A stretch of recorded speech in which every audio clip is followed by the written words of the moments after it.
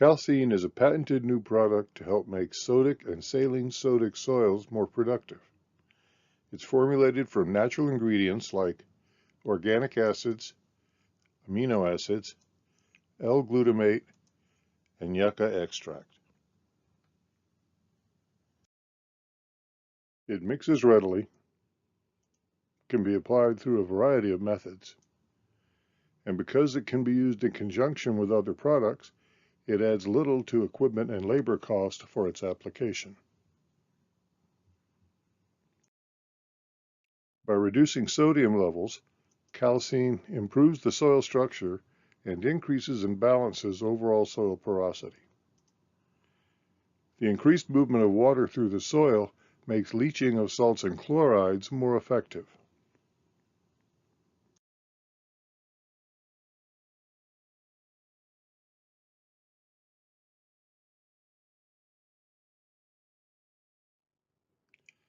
To understand calcine's effect on the root zone, we need to learn a little bit about soil colloids and soil ions.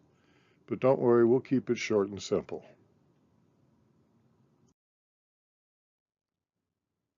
We'll see how calcine makes calcium already present in the soil more available.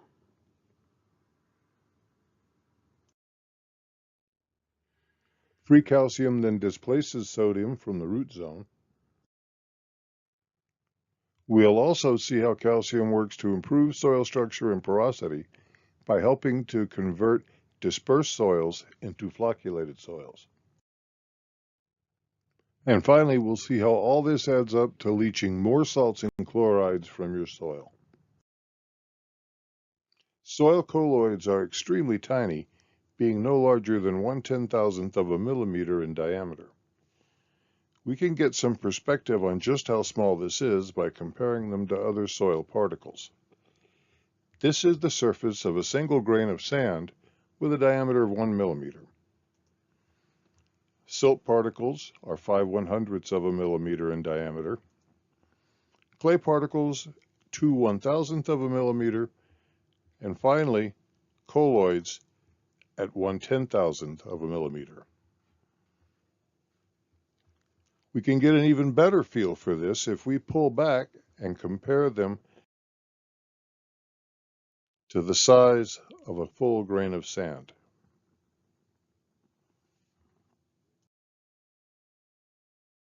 Colloids are the most active component of the soil and determine both its physical and chemical characteristics. They can be either mineral or organic in nature. They have a negative charge, and their surface attracts positive mineral ions. Nutrients and other elements exist in the soil in the form of ions. An ion is an atom or a molecule that's either lost or gained electrons. This gives it either a positive or negative charge, which can be seen in its notation. Cations are positive, and anions are negative.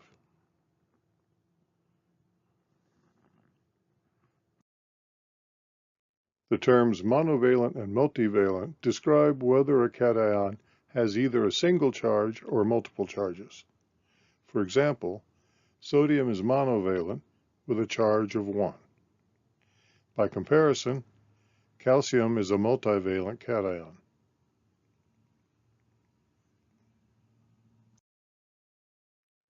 Calcium is abundant in soil in the form of calcium carbonate. However, in this form, it's insoluble and largely unavailable. The addition of calcine solubilizes calcium carbonate, and this process releases carbon dioxide, water, and most importantly, free available calcium ions. Soils have a limited capacity to exchange cations. ESP measures the amount of this capacity occupied by sodium ions. An ESP greater than 15% is considered a problem soil. whereas a soil with an ESP less than 15% is considered to be more productive. This image depicts a soil with excessive sodium.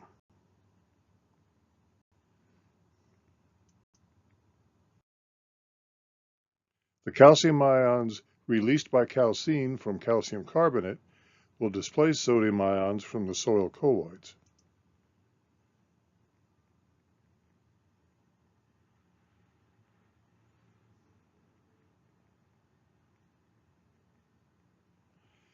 This is now a more productive soil.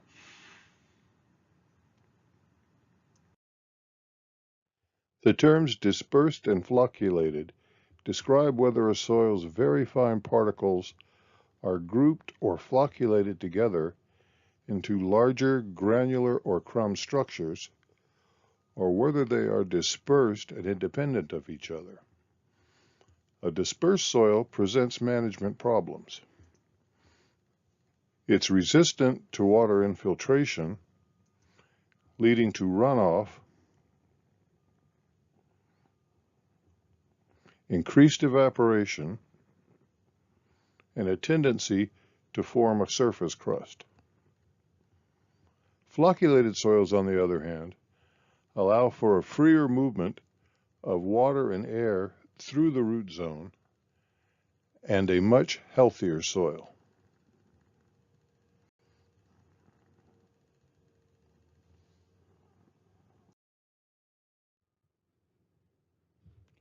Characteristics of a dispersed soil are less pore space and a tendency toward compaction, poor water movement, reduced root depth and root mass, subsequent reduced nutrient uptake by the plant, a tendency toward surface crusting and runoff, and reduced bioactivity.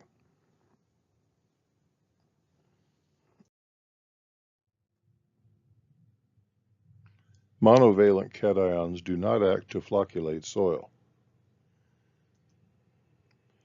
When present in high concentrations, they can act to disperse soil. As we have seen, sodium is a monovalent cation. Also, its large size and hydration or water shell breaks down soil structure through swelling.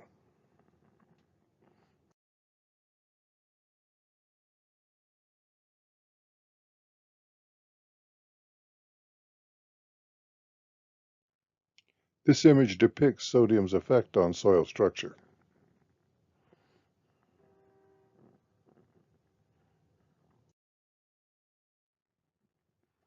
The characteristics of a flocculated soil are greater pore space, less compaction, better water infiltration, increased root depth and overall root mass, subsequent better nutrient uptake by the plant, and greater bioactivity. Multivalent cations do act to flocculate soil, and as we've seen, calcium is a multivalent cation.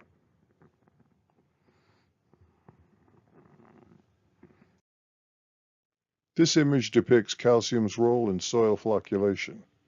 As we've seen before, soil colloids have a negative charge. The free calcium ions produced by calcine's effects, because of their multivalent nature, can bond soil colloids together. This effect can be described as an ion bridge. Textbooks will occasionally speak of an ideal soil structure. While it never seems to be found in nature, it generally goes something like this: 45% mineral components, 25% water, 25% air, and 5% organic. What's important about this structure is that it depicts 50% of the soil as solids and 50% as pore spaces, evenly divided between macropores filled with air and micropores filled with water. By improving soil structure and flocculation, calcine produces more and better balanced porosity. This increases the soil's ability to hold water.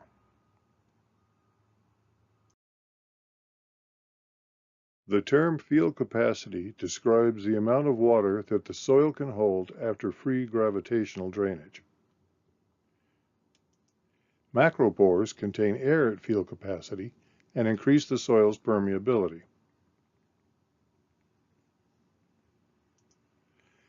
Micropores hold plant available water at field capacity.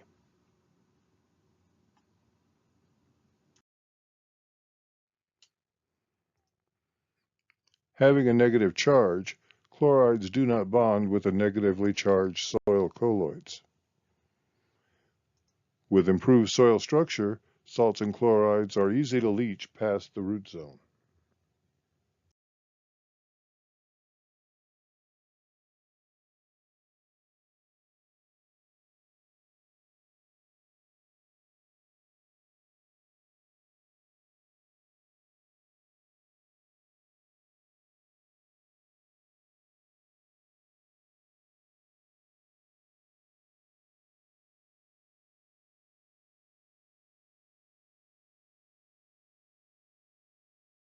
Laboratory research was conducted to measure calcine's performance in two areas: its effect on water retention at field capacity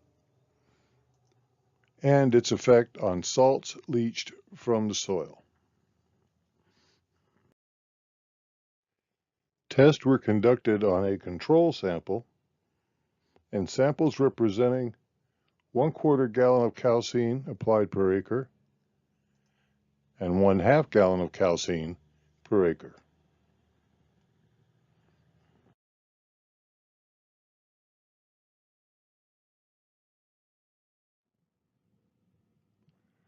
The same amount of water was applied to each sample. Free drainage was reduced with each increase in the calcine application rate. Likewise, water retained increased in the same fashion.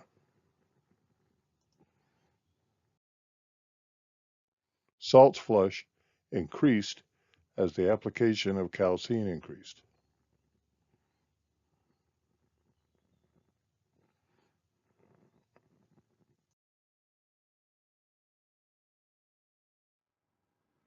When it comes to improving sodic and saline sodic soils, it all begins with water and calcine.